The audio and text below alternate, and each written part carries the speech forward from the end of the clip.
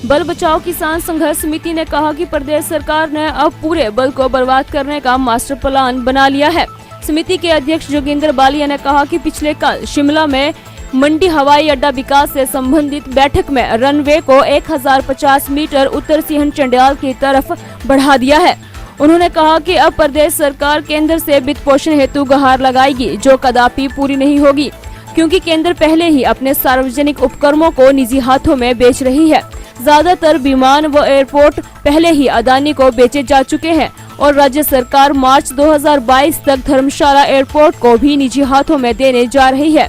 जोगिंदर बालिया ने कहा कि समिति को अंदेशा है कि जयराम सरकार एक तरफा फैसला लेकर बल की उपजाऊ जमीन को कौड़ियों के भाव इन्वेस्टर मीट के बहाने अदानी को सौंपना चाहती है। उन्होंने कहा कि हम पूछना चाहते हैं कि बल की उपजाऊ भूमि में एयरपोर्ट का निर्माण क्यों किया जा रहा है। उन्होंने कहा कि अगर मुख्यमंत्री अपनी हठधर्मिता को नहीं छोड़ते हैं तो जो ट्रेलर अभी उपचुनाव में लोगों ने दिखाया है, इससे भी ज्यादा बुरा खामियाजा विधानसभा चुनावों में भुगतना पड़ेगा। अध्यक्ष बल बचाओ किसान संघर्ष समिति, जयराम सरकार की जो हठधर्मी है उसके कारण जो बल की उपजाऊ ज़मीन है उसको एयरपोर्ट में देने के लिए और ख़ासकर बल बचाओ किसान संघर्ष समिति का मानना है कि इस ज़मीन को कौड़ियों के भाव ज़मीन को लेकर जो है अदानी को सौंपना चाहती है ये जयराम सरकार। क्योंकि पिछले कल शिमला में हवाई अड्डा विकास की बैठक जो शिमला में हुई उसमें नया संशोधित जो है वो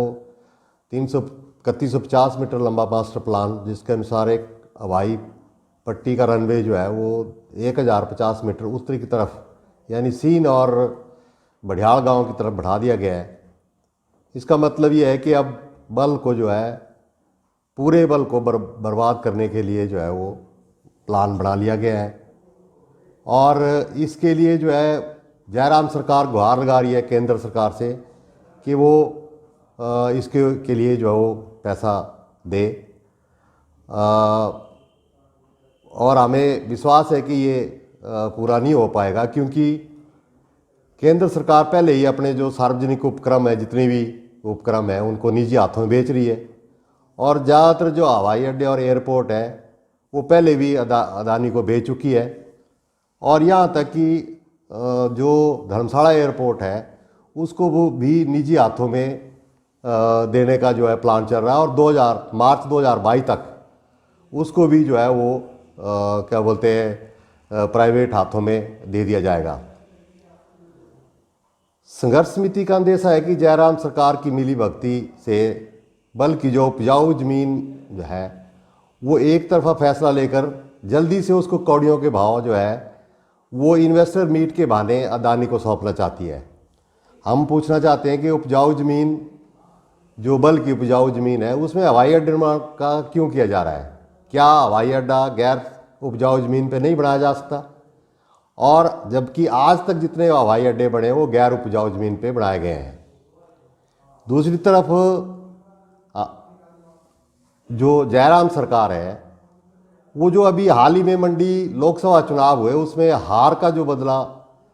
लेना चाहता है और मुझे हमें लगता है कि किसानों से ये पूरा बदला लेना चाह रहे हैं। और क्योंकि लिडार सर्वे का बहाना बनाकर बल को पूरी तरह से बर्बाद करने के दिव्य हिमाचल टीवी के लिए नेरचौक से राजू धलारिया की रिपोर्ट।